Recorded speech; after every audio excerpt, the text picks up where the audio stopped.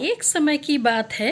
एक गांव में एक किसान रहता था जिसका नाम था राजू। वह एक छोटे से खेत का मालिक था। राजू की एक भैंस थी। वो हर वक्त राजू के साथ रहती थी। एक दिन अचानक राजू की मौत हो गई। वह अपने मालिक की मौत से परेशान हो जाती है और अपने आगे की जिंदगी जीने के लिए जंगल की ओर निकल पड़ती है। वह निडर होकर जंगल में घूमती रहती है। कुछ देर ही बाद सूर्यास्त होने लगा। भैंस आराम के लिए इधर उधर जगह ढूंढने लगती है।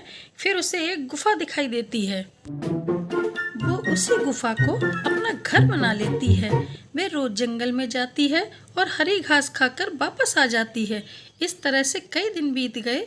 उसे अपना ये जीवन बहुत पसंद आने लगा। उसे ये मालूम नहीं था कि ये जंगल बहुत से जंगली जानवरों का भी घर है। एक चालाक लोमड़ी भैंस का पीछा कर रही थी। अगले दिन भैंस के सामने आकर लोमड़ी उसको कहती है, मैं जंगल का राजा हूँ। ये गुफा जिसमें तुम रह रही हो ना, वो मेरी है। तुम्हें अगर यहाँ रहना है तो मेरे आगे सर झुकाना होगा। इस पर भैंस कहती है, मैं इतनी मूर्ख नहीं हूँ जो तुम्हारी बातों में आ जाऊँ।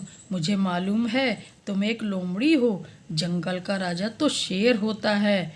ये कहकर भैंस वहाँ से चली जाती है। लोमड़ी मन ही मन उससे बदला लेने की ठान लेती है।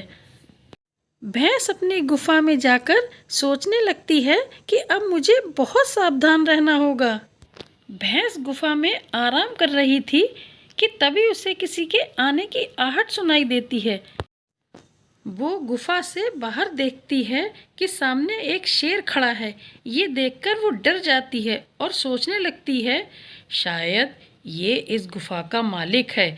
इसने अगर मुझे यहाँ देख लिया तो ये मुझे खा जाएगा।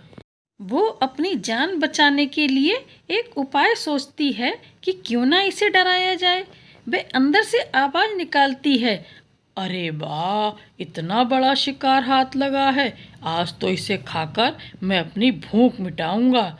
ये सुनकर शेर डर जाता है और वहाँ से चला जाता है। अगले दिन शेर जंगल में आराम कर रहा होता है कि तभी लोमड़ी उसके पास आती है। लोमड़ी शेर से कहती है, जंगल के राजा, आप अपनी गुफा में आराम क्यों नहीं कर रहे हो? तभी शेर लोमड़ी से कहता है, मेरी गुफा में मुझसे भी ताकतवर कोई जानवर आ गया है जो मुझे मारकर खाना चाहता है, इसलिए मैं यहाँ पर आराम कर रहा हूँ। शेर की बात सुनने के बाद लोमड़ी उससे कहती है, तुम्हारी गुफा में कोई बड़ा जानवर नहीं है बल्कि एक भैंस है जिसने तुम्हें डराया होगा। लोमड़ी की ये बात सुनकर शेर को बहुत गुस्सा आता है और वह अपनी गुफा की ओर जाता है। वह भैंस को बाहर बुलाता है।